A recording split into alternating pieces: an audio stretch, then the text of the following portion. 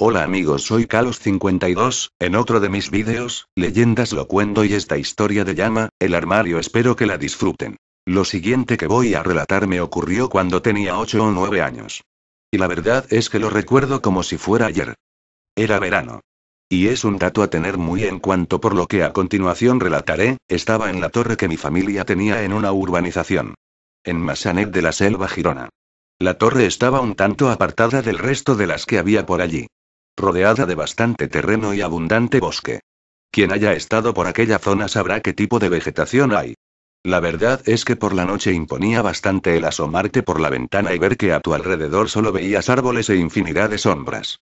No me desviaré del tema porque lo que me sucedió no fue en el exterior. Era ya bastante tarde.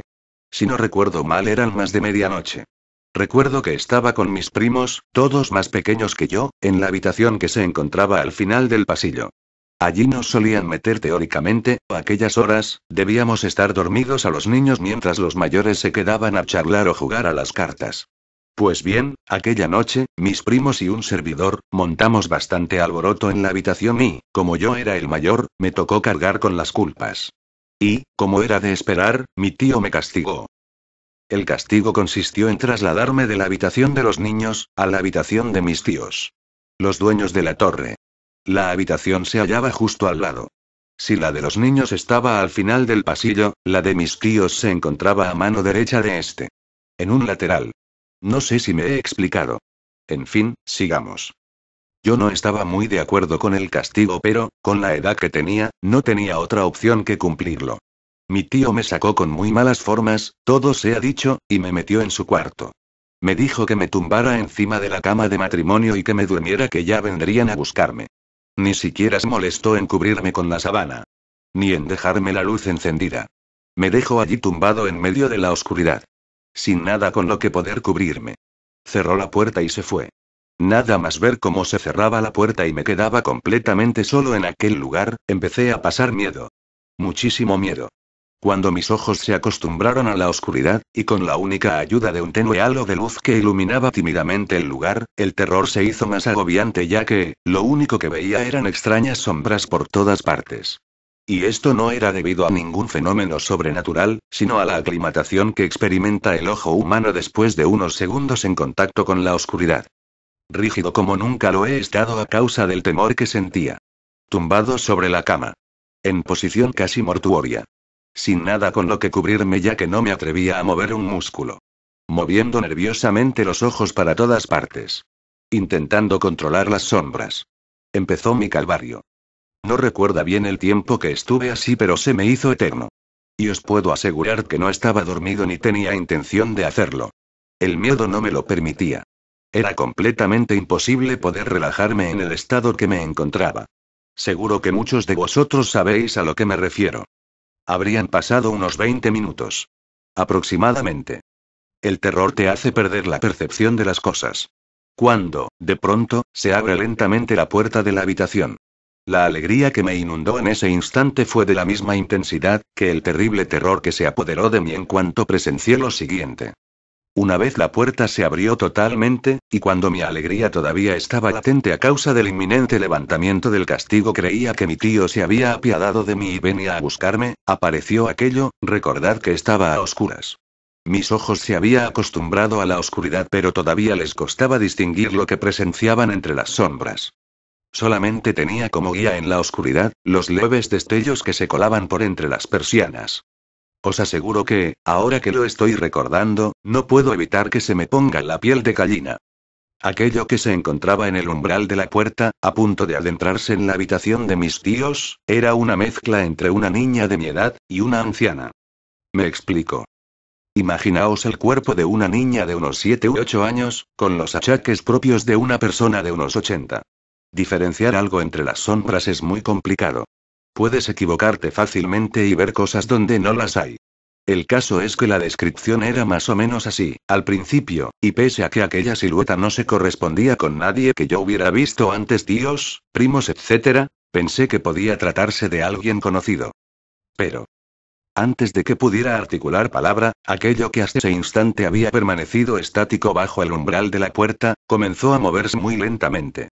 Os aseguro que en cuanto presencié el tipo de movimientos con los que se trasladaba hacia el interior de la habitación, deseché inmediatamente la teoría de que pudiera tratarse de alguien de mi familia.